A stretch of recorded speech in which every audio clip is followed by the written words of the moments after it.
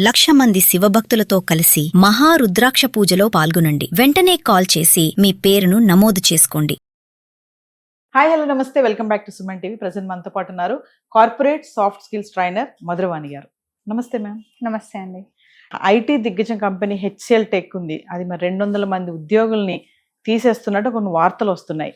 అంటే ఎవరైతే ప్రాజెక్ట్ పైన పనిచేస్తున్నారో వాళ్ళందరినీ కూడా ఈ లే ఆఫ్ ప్రక్రియలో తీసేస్తున్నారు, వాళ్ళ ప్రాజెక్ట్ అక్కడితో అయిపోతుందని కొన్ని వార్తలు వస్తున్నాయి.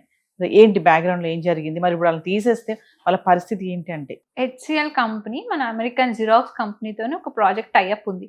సో వాళ్ళు ఇప్పుడు ఈ జూన్ ఎండ్ లోపల ప్రాజెక్ట్ క్లోజ్ అయిపోతుంది. అది ఎందుకు క్లోజ్ అవుతుందంటే వాళ్ళు ఫిలిప్పీన్స్ లోకి మూవ్ చేస్తున్నారు. వీళ్ళ జిరాక్స్ కంపెనీ ఏదైతే కాంట్రాక్ట్ ఉందో అది అక్కడ లోకల్ సర్వీస్ కి ప్రొవైడర్ కి ఇవ్వాలని చెప్పి మనతో హెచ్సిఎల్ తో కాంట్రాక్ట్ క్లోజ్ చేసుకొని అక్కడ షిఫ్ట్ చేస్తుంది.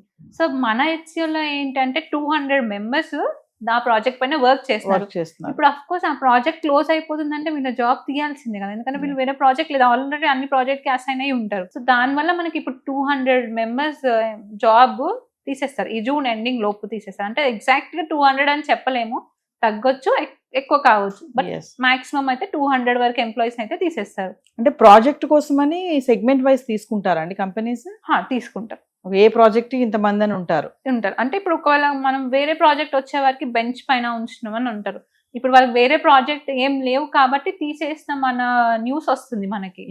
అంటే ఇన్ కేసు ఇప్పుడు కనుక అది రిజెక్ట్ అయితే వాళ్ళ ప్రాజెక్ట్ జూన్ తో అయిపోతే గనక మరి ఇమీడియట్లీ వాళ్ళని తీసేయడమేనా? నెక్స్ట్ వేరే ఛాన్స్ లేదా? ఇంకా ఆల్రెడీ లే ఆఫ్స్ అని అనౌన్స్ చేసేస్తున్నా, అంటే మన న్యూస్ వస్తున్నాయి కాబట్టి అఫ్ కోర్స్ అది తీసేస్తారు. ఇంకా మరి నెక్స్ట్ వాళ్ళ పరిస్థితి ఏంటంటే మళ్ళీ వేరే కంపెనీస్ వీళ్ళని ఆఫర్ చేసుకుంటాయా, వేరే ప్రాజెక్ట్స్ వీళ్ళకి వస్తాయా మరి? అంటే మన వాళ్ళు ఇప్పుడు ఆల్రెడీ న్యూస్ సర్క్యులేట్ అవుతున్నది, ఎంతవరకు నిజమో అబద్ధమో మన అయ్యే వరకు మనకు తెలియదు. కాబట్టి మన వాళ్ళు ఏం చేయాలి, ముందు జాగ్రత్త వెంటనే రెజ్యూమ్స్ అప్డేట్ చేసుకోవాలి. లింక్డ్ఇన్ లో పోస్ట్ కానీ నౌకరీలో ఏవైతే జాబ్ సైట్స్ ఉంటాయో అన్నిట్లో పోస్ట్ చేసేసుకోండి. ఇంకోటి ఏంటంటే ఫార్మర్ ఎంప్లాయీస్ ఉంటారు, అంటే మీరు ముందు చేసిన కంపెనీస్ వాళ్ళతో కనెక్ట్ అవ్వండి. అంటే వాళ్ళు తీసేంత వరకు వెయిట్, అంటే శాలరీ వస్తుంది కదా వెయిట్ చేద్దాంలే, ఇంతవరకు నిజమో కాకుండా సేఫ్ సైడ్ మన వాళ్ళ ప్లాన్ లో వాళ్ళు ఉంటే మన ప్లాన్ లో మనం ఉండాలి కదా. సో మన వాళ్ళు ప్రీ ప్లాన్డ్ గా ఉండాలి. రెజ్యూమ్స్ వెంటనే అప్డేట్ చేసుకోవడం, ఫార్మర్ ఎంప్లాయీస్ ని కలవడం, లేకపోతే గ్రూప్స్ ఉంటాయి ఇట్లా జాబ్ ఆపర్చునిటీస్ గ్రూప్, దాంట్లో జాయిన్ అయ్యి ఏమి ఆపర్చునిటీస్ ఉన్నాయి అంటే ఏవైతే ఉన్నాయో ఆపర్చునిటీస్ ప్రతి ఒక్కదానికి ఇంటర్వ్యూకి వెళ్ళిపోండి. ఒక 10 డైలీ ఒక అట్లీస్ట్ 3-4 ఇంటర్వ్యూస్ అటెండ్ ఇప్పటి నుంచి స్టార్ట్ చేయండి. చేసేస్తే ఇప్పుడు స్టార్ట్ చేస్తే మీరు జూన్ ఎండింగ్ వరకు మీకు ఏదైనా ఆఫర్ రావచ్చు. ఇది అయిపోగానే వెంటనే వెళ్ళిపోవచ్చు కదా. దీనివల్ల మీకు ఫినాన్షియల్ రిస్క్ కూడా తప్పుతుంది. ఇప్పుడు జాబ్ ఇప్పుడు అందరు టెన్షన్ పడుతున్నారు, ఆ టెన్షన్ కాకుండా ఈ ప్రీ ప్లానింగ్ తో వెళ్ళండి. ఇలా చేస్తే మీకు ఆ జాబ్ తీసే లోపు వాళ్ళు ఎంత సర్వరెన్స్ పే ఇచ్చినా మీరు ఇది ఉంటే చేతిలో ఉంటది కాబట్టి అది మీకు బ్యాకప్ కదా అమౌంట్. సో లే ఆఫ్ గా టెన్షన్ పడకుండా వెంటనే బ్యాకప్ ప్రాసెస్ మనం స్టార్ట్ చేస్తూనే ఉండాలి వేరే ఆపర్చునిటీస్ కోసం. ఇలాంటి కంపెనీస్ లో వర్క్ చేస్తున్నప్పుడు మీరు అన్నట్టుగా ప్రాజెక్ట్ సెగ్మెంట్స్ అంటున్నారు కదా, అంటే ఒక ప్రాజెక్ట్ అయిపోతుంది అంటే అది సక్సెస్ అయితే ఉంటారు.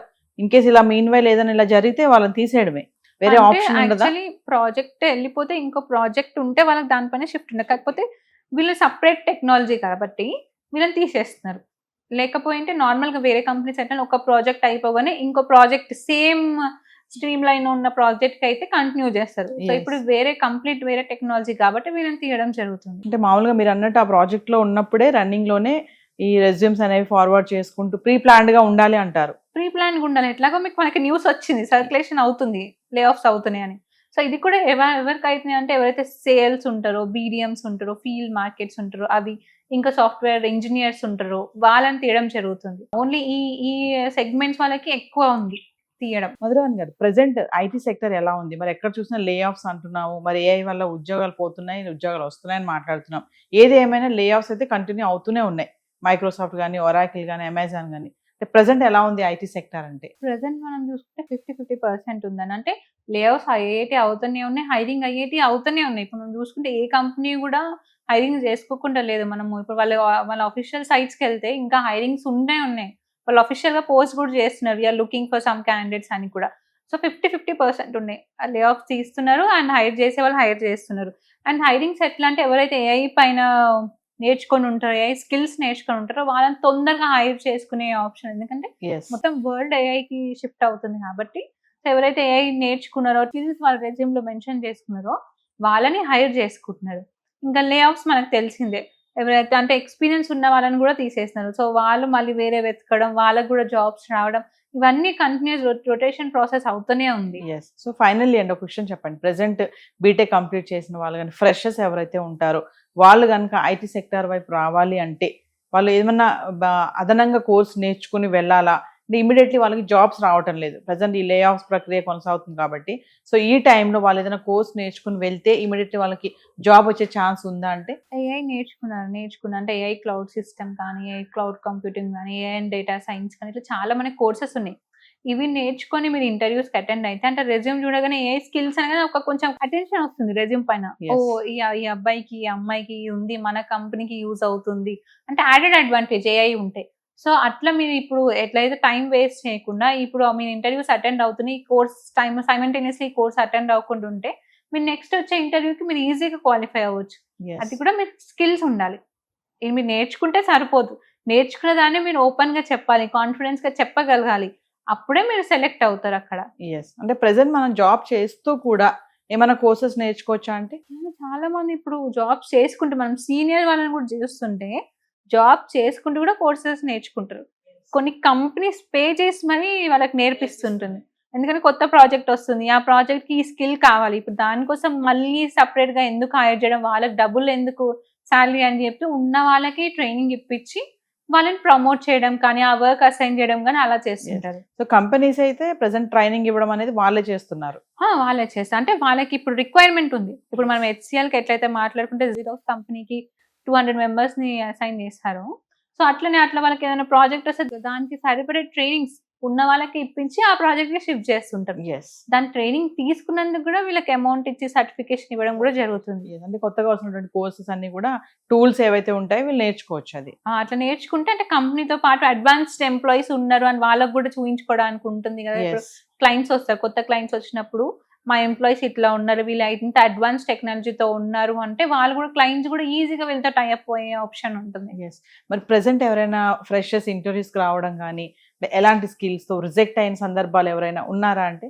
దేనికోసం రిజెక్ట్ అయ్యారు అంటే? అంటే మన వాళ్ళకి ఏం చెప్పాలో తెలుసు కానీ ఎలా చెప్పాలో తెలియదు అసలు. చాలా నాలెడ్జ్ ఉంటుంది, చాలా స్కిల్ ఉంటుంది, కానీ ఇంటర్వ్యూ వెళ్ళే ముందు డోర్ బయట వరకు చాలా కాన్ఫిడెన్స్ ఉంటారు, ఒక్కసారి లోపల ఎంటర్ అవ్వగానే చాలా టెన్షన్ పడిపోతుంటారు. అంటే మీరు చాలా నాలెడ్జ్ ఉంటుంది అసలు, లేదని కాదు. టాపర్ కూడా ఒక్కొక్కసారి ఇంటర్వ్యూకి వెళ్ళేటప్పుడు భయపడి మాట్లాడలేకపోతారు. సో అట్లా కాన్ఫిడెన్స్ పెంచుకోవాలి, కాన్ఫిడెన్స్ బిల్డ్ చేసుకోవాలి. ఎట్లా అంటే ఇంటర్వ్యూకి ఎలా ఆన్సర్ చేయాలి అది నేర్చుకోవాలి. అదే మనం నేర్పిస్తాం. ఇంటర్వ్యూలో ఎలా మాట్లాడి కాన్ఫిడెన్స్ గా ఇంటర్వ్యూని ఎలా క్రాక్ చేయాలి, ఎలా బిహేవ్ చేయాలి అంటే మీరు ఇంటర్వ్యూకి ఎంటర్ అయినప్పటి నుంచి బయటికి వెళ్ళే వరకు ఎలా బిహేవ్ చేస్తే మీకు మంచి ఇంప్రెషన్ వస్తుందో అవన్నీ కూడా మనం మన కోర్సులో నేర్పిస్తాం. టాలెంట్ ఉంటే సరిపోదు, అది కమ్యూనికేషన్ చేయడం కూడా రావాలి. టాలెంట్ మీకు ఎంత స్కిల్ అని ఉండాలి, కానీ కమ్యూనికేషన్ మీకు కాన్ఫిడెన్స్ ఉండాలి. మీరు తప్పు చెప్పినా కానీ కాన్ఫిడెన్స్ ఉండాలి చెప్పే విధానంలో. సో అట్లా కొన్నిసార్లు ఏమవుతుందంటే ఆన్సర్ తప్పు చెప్పినా ఆ కాన్ఫిడెన్స్ లెవెల్ చూసి కూడా హైరింగ్ చేస్తుంటారు. కాన్ఫిడెన్స్ కూడా ఉండాలి. Thank you.